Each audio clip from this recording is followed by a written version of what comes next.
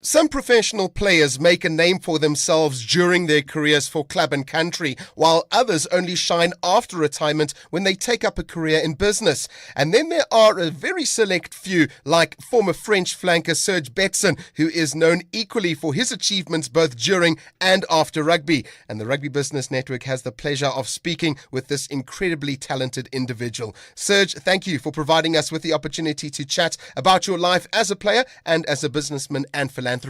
Yeah, thank you very much. I'm really privileged to be connecting with the Rugby Business Network. And we are honored to be making contact with you too. Well, Serge, whenever a professional player can say at the end of their career that they played for over 10 years for their country and earned over 60 caps, they will have many memories to look back on. For you, is it moments like playing in 2 World Cups and winning the Grand Slam twice that stand out the most? Or is it achievements such as being named France's International Player of the Year and nominated for World Rugby Player of the Year that means a great deal more to you? I think all that mentioned, it's an overall achievement, and I'm really proud of. It's the matter of dream for something you're going to make for your life, and I'm really privileged to feel that dream and be able to dream to be an international player, to be a professional player afterwards, which wasn't initially the reason why I joined rugby. The why I joined rugby was about being with my friends and discover another culture I never see before, and rugby make me being a very successful sportsman. Definitely. Well, during your entire rugby playing career spanning an incredible 20 years, you played for just 3 clubs. The 2 standout ones, though, were Biarritz Olympic as well as London Wasps. Can you describe what that experience was like at either of those 2 clubs, considering you played at each of them at very different times during your career? I played for 3 clubs. The first one was in Paris region when I left Africa when I was 12 years old and go to Paris with my mom, and I discovered rugby there.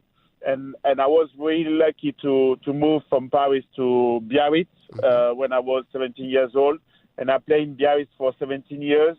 And that was the starting of the dream, which is living in a beach area. And I have to say, Biarritz gave me a lot of opportunity to starting there as a youngster to play for the first team. And we won with Biarritz 3 times the Top 14 trophy. And that created a lot of success for my career, and also a lot of experience to be captain Biarritz, to play for the French team and win that different title you mentioned earlier. At the end of my career, I wanted to experience something different. I wanted to learn English. I wanted to improve my skills in different area, like a consultancy, like a business, and I decided to move after the World Cup in 2007. I decided to move from Biarritz to go to London and discover another culture of my sport. And again, I challenged myself to be the best player possible, and I finally finished playing for Wasps in London and captain Wasps as well. And it's a very overall achievement, which is I'm really proud of being here, coming in London with my family and still in London. And I'm really proud of that. Oh, that's wonderful. Well, sir, you announced your retirement from international rugby in 2008, and then only 4 years later did you decide to call it a day on your professional career as a whole.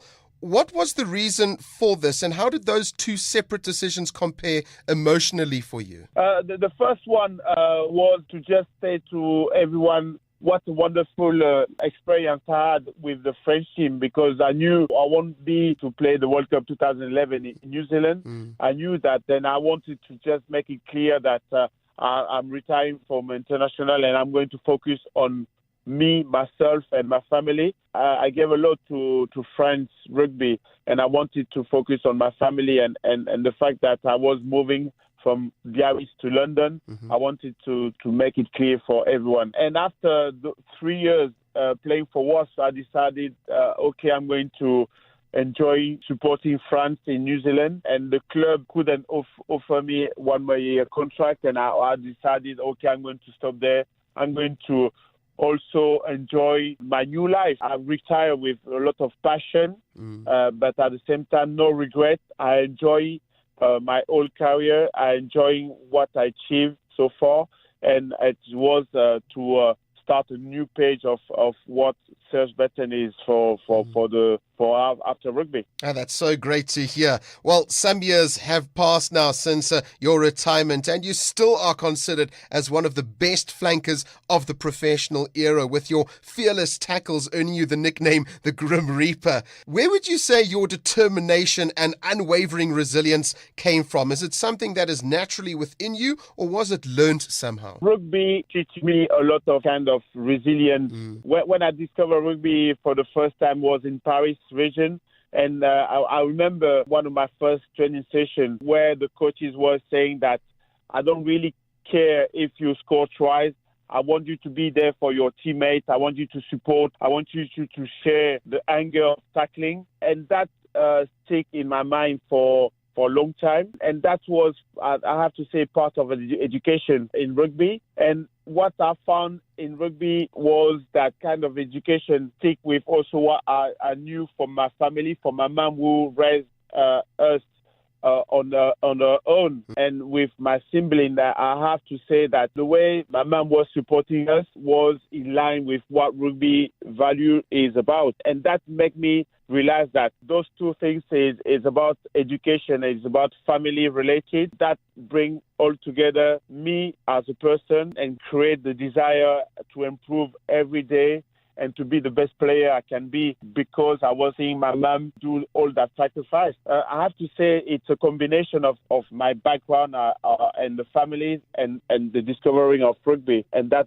creates, every time I'm on the pitch, I want to give 100% for the team, and I want to enjoy myself as well. And the fact that tackling was something really enjoyable for me, I really improved that to be the best as I can be. And you most certainly were one of the most dangerous tacklers during your time. Well, Serge, at what stage during your playing career did you start making plans for your life after retirement? And was a career in business always on your mind, or did you have other interests you thought about pursuing? I have a few interests. I wanted to be a dancer, singer. I'm joking. But as a sportsman, you always wanted to be the best at some point. But it's true that in the past, my mom used to tell me to go to school and to do well at school.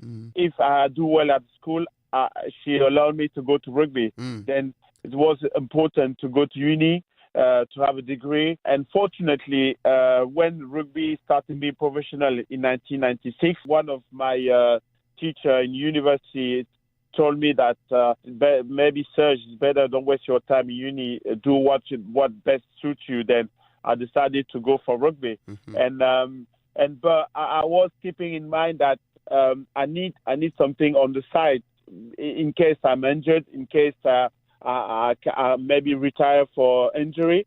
And I always dreamed to do something in relation of sports. It's true that earlier, when I was 30, in Biarritz, I run a business spa. And when I moved from Biarritz to London, I sold my company, and I keep some aspects of the company, which is a lot of motivational speeches and a lot of coaching as well. And I keep doing that since I retired. And it's important to keep fit on something else from rugby, because you never know. You can injure yourself. If you rely on just one thing, it's going to be difficult to adapt yourself in the future. Then, you need to be open-minded. You need to be curious. This is what I try to do. And also, most importantly, to keep the same passion as rugby. And when rugby finish, you keep doing other things. That's what I'm trying to achieve. And you have been achieving so much, starting off with Serge Betsen Consulting, which has been making a major difference in businesses for almost 7 years now. Please tell our listeners how you go into companies to offer workshops and what do you find most rewarding and challenging about being the director of your own business? Doing that consultancy business is the same thing like preparing for the game. What I'm trying to sell to the company is to try to find the relation between sports and business, which is people in business-wise really like sports people, sports athletes. They're intrigued to understand how they make their life to be successful. And that's what we sell to the company, saying that how to be focused, how to work as a team, how to challenge yourself to be the best you can be. And also what my topic the most I like is well-being and performance, which is how to create the environment and to be well-organized and to be proactive with your teammates to be the most effective possible in the relation. And today, there was a lot of question about mindset, and I try to empower by doing the workshops, doing team buildings, and trying to respond in the way I was responding when I was playing rugby, which is sometimes you don't know your opponent because you don't really do your homework, and you have to, on the day of the game, you need to be ready and fully confident to play the best rugby you can play. And those type of things are things that resonate into the business. And I'm really enjoying doing that. And it's also challenging because you go in the area you never used to, and you need to redefine your language. You need to redefine the way to express what your passion is and to take it in the world of business. And it's really challenging. And I like the fact that in different business, you got different type of people, but that it's the same need, it's the same objective for those businesses where it's about success, about being the top one business. And that relates with what we've been talking about sports and elite sports. Well, it's incredible the way in which you bring both your rugby playing career and your business career together in such a way. Well, apart from your consultancy company, Serge, you also have the Serge Betsen rugby program. This is a relatively new venture in your post-rugby career, which was started in 2014. Why did you feel compelled to create this initiative? I was intrigued with the fact that when I joined my kids go to the French school. There is a lot of international French school all over the world, and those French schools don't play rugby. Wow. And I was feeling a little bit frustrated to say that we are in the country where the English people create rugby, and rugby is my passion. Rugby is my sport. And my kids who are going to the French school, they don't have any chance to play rugby. And I say to myself, this is an opportunity to create a rugby program where I'm going to introduce them to play rugby. And that introduction taking over. And now we are running rugby program within the 10th French school in London. And now we're getting to the English school who are struggling to get coaches and excellent coaches to take part of their program. That's brilliant. Well, to top it all off, the Serge Betsen Academy is well known among many rugby circles. Even while you were a player, you created this amazing charity in 2004 based in the country of your birth, Cameroon. What is the ultimate goal you hope to achieve through your academy? And these days, how often are you in Cameroon? I was in Cameroon last April. I don't know, maybe you saw those footage in the website of the charity.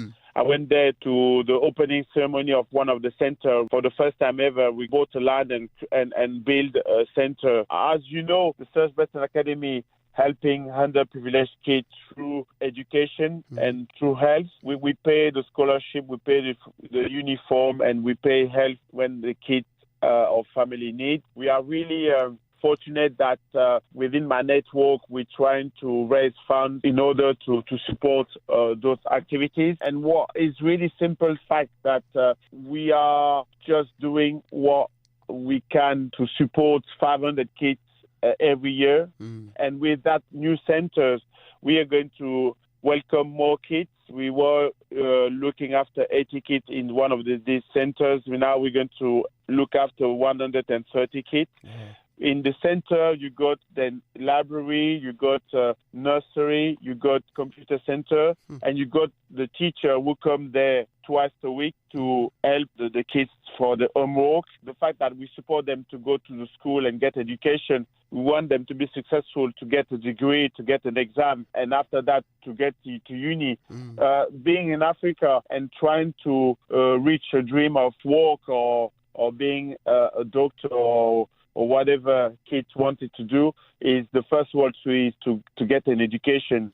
And that's what we try to achieve on the daily basis. It's really rewarding because I've got a lot of support, and we're trying to help those families to succeed and those kids to have a dream. And that is what rugby teach me, which is give back to my community and enjoying sharing the passion of what is about. Life is you need to support your mates, you need to support your community. This is what I'm trying to do just for the benefit of what rugby teach me. Well, the assistance you are offering is absolutely outstanding. But Serge, in what ways can businesses come on board and try offer their support to your academy? All support are welcome. I want businesses to go to click to my website page and to see what we are doing, and if they can support me by raising fund or just get in contact and let me know where they can support